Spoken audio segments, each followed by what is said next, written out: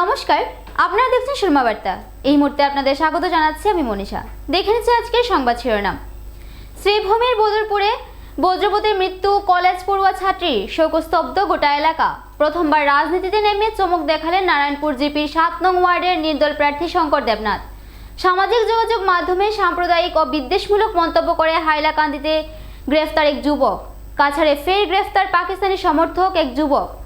নেশা বিরোধী অভিযানে নেমে নেশা সামগ্রী সহ বহিরাজ্যের 2 মহিলাকে আটক শ্রীভূমি পুলিশের। কংগ্রেসীদের জন্যই কংগ্রেসের হার, অভিযোগ খোদ এক কংগ্রেসীর। শ্রীভূমিতে শোকাবহ ঘটনা। সকালে কালো মেঘের গর্জনে ভরে উঠেছিল আকাশ। শ্রীভূমির বদরপুরে বজ্রপাতে মৃত্যু কলেজ পড়ুয়া ছাত্রীর।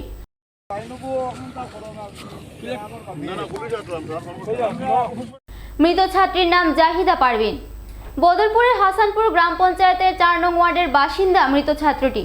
স্থানীয় খায়রুন্নেসা কলেজে ক্লাস করতে যাওয়ার সময় সংঘটিত হয় এই হৃদয় বিদারক ঘটনা।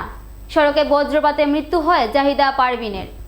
খায়রুন্নেসা কলেজের কলা শাখার প্রথম বর্ষের ছাত্রী ছিল মৃত জাহিদা পারভিন।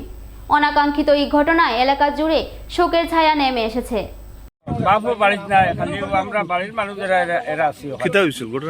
ঘটনা তো সকালে তাই ফুলনা বাড়িতে আইছে, কোনো তাই মাও আইসো, কোনো তাই থাকি আসো, বার হইছে যিশুরি যাইছো, মনে হয় কোনো বাড়িতে যাইছো আর চলে যাইছো বাড়ি আইছি আর ওখানে ফালাই বাড়ি খবর পাই আই আমরা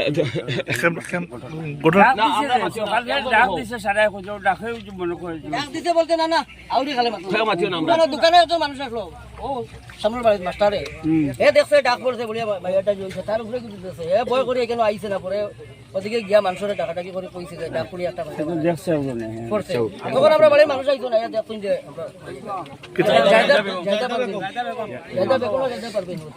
কোন ক্লাসে পড়ে? খাইরুন্নেসা করে দেব। কংগ্রেসীদের জন্যই কংগ্রেসের হার, অভিযোগ খোদ এক কংগ্রেসীর। পঞ্চায়েত নির্বাচনে এপি সদস্য পদে প্রার্থিত্ব প্রদান করা হয়েছিল শুভম দাসকে। নিজের হারের জন্য তিনি একাংশ কংগ্রেস নেতা ও মণ্ডল সভাপতিকে তার হারের জন্য দোষী সাব্যস্ত করেন। বুধবার দলীয় কার্যালয়ে এক সাংবাদিক সম্মেলন করে নিজের দলের কর্মীদের বিরুদ্ধেই বিষেধগার করেন। কংগ্রেস দল যে অন্তর্কুণ্ডলে জর্জরিত তার প্রমাণ আবার প্রকাশ্যে আনলেন শুভম দাস।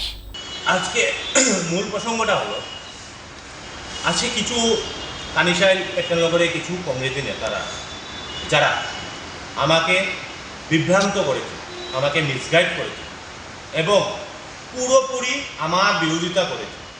আজকে আমাকে নিয়ে আজকে আমি বাধ্য হয়ে কথাগুলো বলছি। আজকে কংগ্রেসের বিরোধিতা তারা করেছে। আজকে আমার মণ্ডল প্রেসিডেন্ট যে ছিল, সে ওপেন মিটিংয়ে বসে, যেই মিটিংয়ে আমার একজন নিকটবর্তী প্রার্থী মানে প্রতিদ্বন্দ্বী যে ছিল প্রার্থী, সেই মিটিংয়ে বসে বলেছিল যে একটা হিন্দু ছেলেকে টিকিট দেওয়া হয়েছে এবং হিন্দু মুসলমানের রাজনীতি করেছিল। সেই সভাতে প্রেসিডেন্টের সভাপতিত্বর দায়িত্বতে আমাদের মণ্ডল প্রেসিডেন্ট ছিলেন। তার জন্য আমাদের জেলা কংগ্রেস সভাপতি উনাকে শোকজ করেছেন। আমরা কংগ্রেস করি, আমরা সবসময় সেকুলার।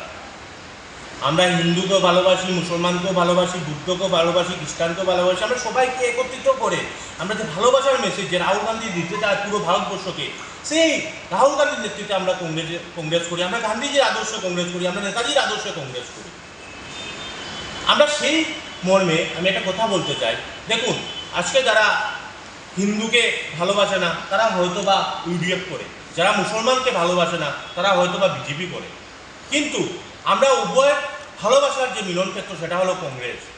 আজকে এই জায়গায় যারা আমার যে এগেনস্টে প্রার্থী ছিল, উনি যেভাবে আমার এগেনস্ট করেছেন উনি কোনো কাজের মাধ্যমে নয় যে ভোট দিন আমি সেই কাজ করব, আমাকে ভোট দিন আমি এই কাজ করব, আপনার এই প্রতিশ্রুতি দিব, কোনো ধরনের সেই ধরনের কোনো কথা ছিল না। মুখে একটাই কথা ছিল, হিন্দু ছেলেকে টিকিট দেওয়া হয়েছে, আপনারা বুঝুন। মোস্তাকা মধ্যে জানাই আহমেদ পান্না 7 থেকে 8টা মিটিং করেছেন, কোনো মিটিংয়ের খবর আমি পাই নাই। কানিশাকে জনগণ ওনাকে প্রশ্ন করেছেন যে আপনি মিটিং করছেন, আপনার এই জায়গার এপি কোথায়, কিন্তু সেই কথাটা উনি উত্তর দেন নাই। ইলেকশন শেষ হওয়ার পর 2 দিন পর আমাকে মোস্তাক আহমেদ ফোন করেছেন, ফোন করে বলেছেন ভাই আমাকে বহুত মিসগাইড করা হয়েছে, আমি যদি তোমার সাথে মিলে প্রোগ্রাম করতাম হয়তো বা আমার ভোট ভালো থাকলো না, কিন্তু আমাকে যারা মিসগাইড করেছে তারাও আমাকে ভোট দেয় নাই। এটা আমি বলছি না, এটা মোস্তাক আহমেদ বলেছ, আপনারা ওনাকে জিজ্ঞেস করে দেখতে পারবেন। সেই অনেক প্রশ্ন ছিল আমার মনে, কিন্তু কালকে কানিশাল জিপিতে একটা মিটিং হয়েছে, সেটা বলা হচ্ছে যে মানুষের তরফ থেকে, কিন্তু এটা সেটা মানুষের তরফ থেকে না।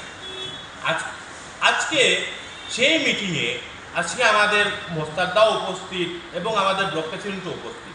আমি সেটা রিটেন কমপ্লেন দিয়েছি এবং আমি আমার যারা সিনিয়ররা আছে কংগ্রেসের, আমি বিশ্বাস করি তারা সেটা খতিয়ে দেখবে কিসের কারণে। আজকে আমি তো কোনো সময় হিন্দু মুসলমানের রাজনীতিতে আমি বিশ্বাস করি নাই, আমি সবসময় সেকুলার ছিলাম। যেই সময় হাফিজ রশিদ আহমেদ টিকিট পেয়েছে, তিনি যখন টিকিট পেয়েছিলেন, আমি এবং আমার সাথে অনেক ব্যক্তিরা আমরা কংগ্রেস করেছি, কারণ কংগ্রেস তাকে টিকিট দিয়েছে, আমরা কংগ্রেস করেছি।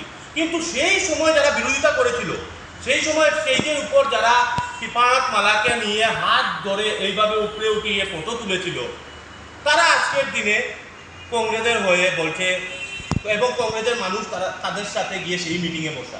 আজকে পুরোপুরি আমাকে মিসগাইড করা হয়েছে, একটা কথা বলা হয়েছে যে এইভাবে আপনি কংগ্রেস করতে পারবেন না। আমি 10-12 দিন একজন কংগ্রেস কর্মী পাই নাই, খুঁজে পাই নাই কানিশাল পেট্রোল নগর যে আমার হয়ে কাজ করবে। আপনার হারের জন্য কি তারাই দায়ী? এটাই আপনি বলছেন? আমার হারের জন্য তারাই দায়ী, একদম সম্পূর্ণভাবে দায়ী। সেটা কানিশালের সব জনসাধারণ জানে নামটি। এবং যাকে 6 বছরের জন্য সাসপেন্ড করা হয়েছে, তার সাথে কিভাবে বসে উনি মিটিং করছেন, তার জন্য কি আমার রজত কাকু পারমিশন দিয়েছিলেন? রজত কাকু 6 বছরের জন্য সাসপেন্ড করেছেন।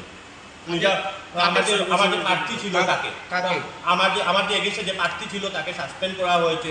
2 জন প্রার্থীকে সাসপেন্ড করা হয়েছে। আমাদের এগেছে যে নির্দল প্রার্থী, তারা 2 জনই কংগ্রেসে ছিল এবং আমরা এই কংগ্রেস অফিসে বসে সব বড়োয়ার সামনে একটা কথা দিয়েছিলাম যে যেই কংগ্রেসের টিকিট পাবো কেউ বিরোধিতা করবো না।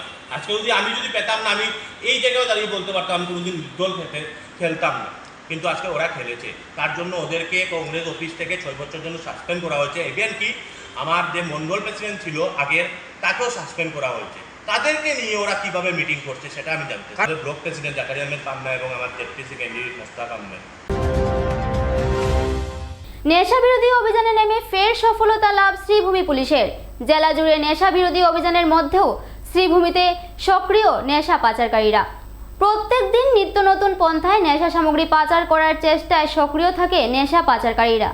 এবার গোপন সূত্রের খবরের উপর ভিত্তি করে শ্রীভূমি পুলিশ নিলামবাজার রেলওয়ে স্টেশনের সামনে তল্লাশি চালিয়ে 2 মহিলার কাছ থেকে 55টি সাবানের বাক্সে 616 গ্রাম নেশা পদার্থ জব্দ করতে সক্ষম হয়। নেশা সামগ্রী পাচারে জড়িত থাকায় পুলিশ বহির্রাজ্য ত্রিপুরার 2 মহিলা পুষ্পা দেবনাথ ও মঞ্জু দেবনাথকে আটক করতে সক্ষম হয়। পাচারকারীরা নেশা সামগ্রীগুলো কাছাড় জেলা থেকে ক্রয় করে ত্রিপুরায় পাচারের উদ্দেশ্যে নিয়ে যাচ্ছিল। পুলিশ 2 মহিলা পাচারকারীকে থানায় নিয়ে এসে জিজ্ঞাসাবাদ চালিয়ে যাচ্ছে। সামাজিক যোগাযোগ মাধ্যমে সাম্প্রদায়িক ও বিদ্বেষমূলক মন্তব্য প্রকাশ করার অভিযোগে হাইলাকান্দিতে গ্রেফতার এক যুবক। গ্রেফতার হওয়া যুবকটির নাম শাহিন আহমেদ মজুমদার। হাইলাকান্দি জেলার লালা থানার পুলিশ যুবকটিকে গ্রেফতার করে। যুবকটি দীর্ঘদিন থেকে সামাজিক যোগাযোগ মাধ্যমে বিশেষ সম্প্রদায়ের বিরুদ্ধে অসংবেদনী শব্দ ব্যবহার করে হুমকি দেওয়ার অভিযোগ ছিল। তার বিরুদ্ধে ভারতীয় দণ্ডবিধির 196, 299, 353 ধারায় মামলা দায়ের করে পুলিশ তাকে জিজ্ঞাসাবাদ চালিয়ে যাচ্ছে। প্রথমবার রাজনীতির ময়দানে নেমে চমক দেখালেন নারায়ণপুর জিপির 7 নং ওয়ার্ডের নির্দল প্রার্থী শঙ্কর দেবনাথ। পাথারকান্দি বিধানসভায় কনিষ্ঠতম প্রার্থী হিসাবে জয়লাভ করে চর্চায় আসলেন শঙ্কর দেবনাথ। নারায়ণপুর জিপির দোহালিয়া 7 নং ওয়ার্ডের 3 বারের নির্বাচিত ওয়ার্ড সদস্য প্রার্থী সুমিত চক্রবর্তীকে 39টি ভোট হারিয়ে বিজয়ী হন শঙ্কর দেবনাথ। নিজের জয় নিয়ে সাংবাদিকদের সম্মুখে মতামত তুলতে গিয়ে শঙ্কর দেবনাথ জানান, লাঞ্ছিত, বঞ্চিত এবং পীড়িত মানুষের আশীর্বাদে এই নির্বাচনে তিনি জয়ী হয়েছেন। গ্রামের মানুষের আশীর্বাদ তিনি কোনোদিন ভুলবেন না। এত কম বয়সে রাজনৈতিক ময়দানে আসার কারণ জানতে গেলে শঙ্কর দেবনাথ জানান, গ্রামের পীড়িত এবং বঞ্চিত মানুষের ভালোবাসার টানে তাকে রাজনৈতিক ময়দানে নামিয়ে এনেছে। তার জয় গ্রামের সাধারণ লাঞ্ছিত বঞ্চিত মানুষের জয়। এছাড়া শঙ্কর দেবনাথ পাথারকান্দি মন্ত্রী কৃষ্ণেন্দু পালের প্রশংসা করে বলেন, রাজনৈতিক গুরু হিসেবে মন্ত্রী কৃষ্ণেন্দু পাল তার পথ প্রদর্শক। পঞ্চায়েত প্রধান কে হবে না হবে সেটা ঊর্ধ্বতন কর্তৃপক্ষ জানেন। এ বিষয়ে তার কোনো মতামত নেই। তবে তিনি চান জিপির উন্নয়নের স্বার্থে এবং আগামী ২৬ বিধানসভা নির্বাচনের কথা মাথায় রেখে একজন ভালো দক্ষ মানুষকে পঞ্চায়েত প্রধানের দায়িত্ব দেওয়া হোক। তো আমার অপোজিশন ক্যান্ডিডেট যিনি ছিলেন সুমিত চক্রবর্তী, ওনার সাথে আমার প্রতিদ্বন্দ্বিতা হয় এবং আমি 263টি ভোট পেয়েছি এবং উনি 224টি ভোট পেয়েছেন। প্রায় 39টি ভোটের ব্যবধানে আমি জয়লাভ করেছি। আমার সাথে ছিল আমার গ্রামের সব নিপীড়িত এবং বঞ্চিত যারা ছিল, সবাই আমার সাথে ছিল। গত 5 বছর যারা বঞ্চিত ছিল তারা সবাই একসাথে একজুট হয়ে আমার সাথে ছিল। আমি প্রথমে তাদের প্রতি কৃতজ্ঞতা স্বীকার করছি। সবাই আমাকে এরকম আমার উপরে এরকম বলেছিল যে আমি মশা হয়ে হাতির সাথে লড়াই করছি, আমি জয় করতে পারবো না। কিন্তু আমার সাথে দেখতে পাচ্ছেন এই নিপীড়িত এই সাধারণ লোক সবাই আমার সাথে ছিল। আমার মনে হয় পাতারকান্দি কনস্টিটিউয়েন্সিতে সবচেয়ে ছোট, সবচেয়ে কম বয়সের আমি জয়ী হয়েছি। তো আমি আপনাদের প্রতি পুরো 5টা বছর আপনাদের সেবায় নিয়োজিত থাকব এবং সুন্দরভাবে থাকব। আমি বারবার আপনাদেরকে নমস্কার এবং আপনাদের চরণতলে আমি 5 বছর যাতে সেবা করতে পারি তার আহ্বান নিয়ে এবং আমি আমার মন থেকে আপনাদেরকে সেবা করার ইচ্ছা প্রকাশ করে আমি যখন নমিনেশন নিয়েছিলাম আমি গ্রামের সবাইকে এক জায়গায় জড়ো করে, গ্রামের বয়োজ্যেষ্ঠ যারা আছে সবাইকে জড়ো করে তারপরে আমি ওনাদের কাছ থেকে আদেশ নিয়েছিলাম আমি কি প্রতিদ্বন্দ্বিতা করব কিনা করব না। সবাই আমাকে আদেশ দিয়েছিলেন কি তুমি প্রতিদ্বন্দ্বিতা করো, আমি তোমাদের পাশে আছি। এবং আপনারা দেখতে পাচ্ছেন আমার সাথে যারা আছে, আমার একার পক্ষে এই জয় সম্ভব ছিল না। আমার পাশে যারা তাদের দেখতে পাচ্ছেন ওনারা সকলে একসাথে একজুট হয়ে, এমনও ব্যক্তি আছে যা অসুস্থ থাকা সত্ত্বেও আমার সাথে দিন রাত এক করে কাজ করেছে। তাই আমি সবাইকে আমার সাথে যারা দিন রাত কাটছে, আমার জুন কাকু বলুন, আমার রাকু কাকু বলুন এবং বিভাস কাকু, সবাইকে আমি ধন্যবাদ জানাই। সবাইকে আমার মনের অন্তঃস্থল থেকে কৃতজ্ঞতা জ্ঞাপন করছি। আমি এই যে মেম্বার ইলেকশন যেটা হয়েছে সেটা এই যে উপযুক্ত পাত্র হিসাবে আমরা মেনে নিয়েছি। আর তার চরিত্র সম্পর্কে যা কিছু আছে ওটা আপনারা নিজেই অনুধাবন করতে পারবেন। আর কি বলবো, উনি উপযুক্ত। কাছাড় জেলায় ফের গ্রেফতার পাকিস্তানি সমর্থক এক যুবক। ধৃত পাকিস্তানি সমর্থক যুবকটির নাম ইন্তেসাব আহমেদ লস্কর। ঘর কাছাড় জেলার উধারবন বিধানসভার গোসাইপুর এলাকায়। ভারত বিরোধী কথা বলায় পাকিস্তানি নাগরিকের ভিডিও সামাজিক যোগাযোগ মাধ্যমে শেয়ার করে গ্রেফতার হয় যুবকটির ভারত বিরোধী কাণ্ড পুলিশের দৃষ্টিগোচর হওয়ার পর পুলিশ অভিযান চালিয়ে তাকে গ্রেফতার করতে সক্ষম হয়। এবারে নিয়ে নিচ্ছি ছোট্ট একটা বিজ্ঞাপন বিরতির সঙ্গে থাকুন। বাইক ক্রয় করবেন আর চিন্তা নেই, ইস্টার্ন অটোমোবাইলস নিয়ে এসেছে বিহু ধামাকা অফার।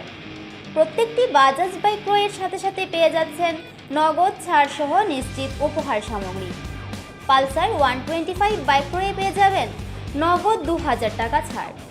পালসার N150 ও পালসার 150 বাইক ক্রয়ে পেয়ে যাবেন নগদ 3000 টাকা ছাড়। এছাড়াও 7টি ফ্রি সার্ভিসিং, 5 লিটার পেট্রোল, বাইকের রেইন কভার ও 2টি হেলমেটের পাশাপাশি রয়েছে আরও নিশ্চিত উপহার। এই বিশেষ অফার চলবে 11 এপ্রিল থেকে 14 এপ্রিল পর্যন্ত। তাই আর দেরি না করে এই অফারের সুবিধা লাভ করতে ছুটে আসুন কানেশাইল স্থিত ইস্টার্ন অটোমোবাইলসে। আমাদের ঠিকানা ইস্টার্ন অটোমোবাইলস, কানেশাইল। যোগাযোগ নাম্বার 9435076632, 8876091091, 8876891904।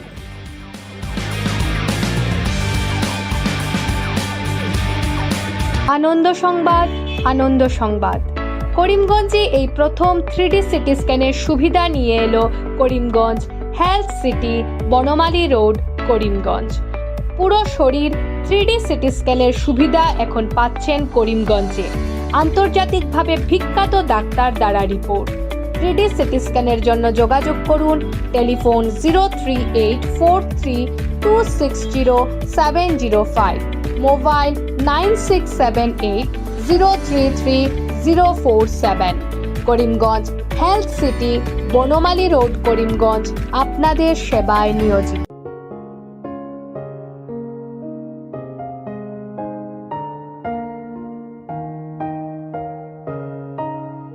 চিকিৎসা সেবায় নতুনত্ব নিয়ে হাজির নিউ লাইফলাইন হাসপাতাল।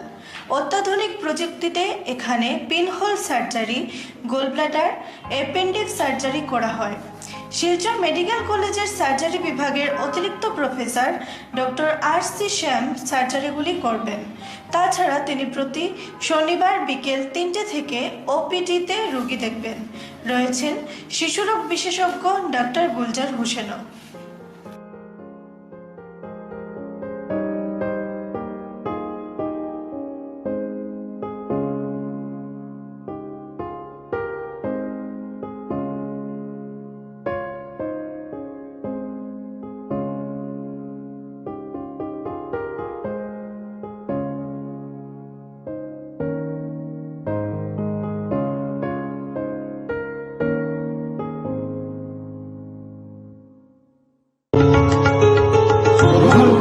করিমগঞ্জ হোলসেল কোঅপারেটিভ স্টোর্স তথা সহযোগীর আন্তরিক অভিনন্দন। করিমগঞ্জ হোলসেল কোঅপারেটিভ স্টোর্সের নিয়ন্ত্রণাধীন স্টেশন রোডস্থ বিভাগীয় বিপণী সহযোগী নতুন উদ্যোগে সমৃদ্ধ হয়ে জনগণের সেবায় এগিয়ে এসেছে। তুলনামূলক কম মূল্যে নিত্য প্রয়োজনীয় দ্রব্য সামগ্রীর যোগান অব্যাহত রাখতে সহযোগী কর্তৃপক্ষ বদ্ধপরিকর। জেলার সমবায় আন্দোলনকে জোরদার করে তোলার ক্ষেত্রে করিমগঞ্জ হোলসেল কোঅপারেটিভ স্টোর্স তথা সহযোগী কর্তৃপক্ষ সকলের আন্তরিক ও সক্রিয় সহযোগিতা কামনা করে। নতুন আঙ্গিকে বাস্তব পরিকল্পনা নিয়ে সহযোগী স্টেশন রোড করিমগঞ্জ আপনাদের সেবায় সদা প্রস্তুত। স্বাস্থ্য সংক্রান্ত বিষয়ে খরচের কথা ভেবে চিন্তিত হচ্ছেন? এখন আর চিন্তার কোনো কারণ নেই, কারণ আপনাদের সেবায় এসে উপস্থিত হয়েছে জীবনজ্যোতি হাসপাতাল। এখানে অনেক কম খরচে আপনি পেয়ে যাবেন অনেক অভিজ্ঞ চিকিৎসকদের দল। Child specialist, cardiologist, urologist, gynaecologist, skin specialist, orthopaedics, neurologist, এছাড়াও নর্মাল ডেলিভারি, সার্জিয়ান ডেলিভারি, সব রকমের ortho surgery, advance laparoscope surgery, knee replacement, spine surgery, সব রকমের ইউরো সার্জারির সুবিধা ছাড়াও অপারেশন থিয়েটার, 24 ঘন্টা emergency ward, ICU labour room, medical specialist, general ward, laboratory, hospital dispensary, গাড়ি পার্কিংয়ের স্থান ছাড়াও নানান প্রকার সুযোগ সুবিধা অনেক কম খরচে লাভ করতে পারবেন জীবনজ্যোতি হাসপাতালে। তাই আর দেরি না করে আজই চলে আসুন। যোগাযোগের নম্বর 7637062954, 8638048459। আমাদের ঠিকানা নীলামবাজার, গান্ধী জিপি, দুর্গানগর রোড, আসাম 788722।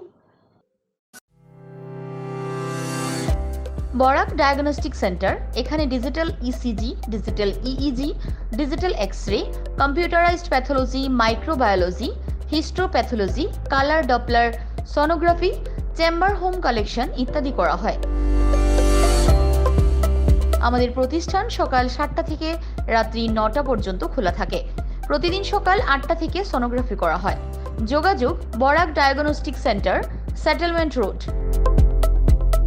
যোগাযোগের নম্বর 03843273151, 7086376822, 9401325290। বিভিন্ন আধুনিক ও আকর্ষণীয় টাইলসের সম্ভার নিয়ে উপস্থিত প্রিয়া টাইলস। আপনার ঘরকে অতি সুন্দরভাবে সাজিয়ে তুলতে আজই আমাদের দোকানে চলে আসুন এবং নিয়ে যান অত্যাধুনিক টাইলস। আপনার পছন্দের সব ধরনের টাইলস আমাদের এখানে উপলব্ধ রয়েছে। আমাদের ঠিকানা Chandras plaza, near Vishal Megamart, station road, Karimganj. Mobile 9101805530, 9957709784। Surma Barta আজ এ পর্যন্তই। আগামীকাল আবার দেখা হবে একই সময় একই চ্যানেলে। নমস্কার।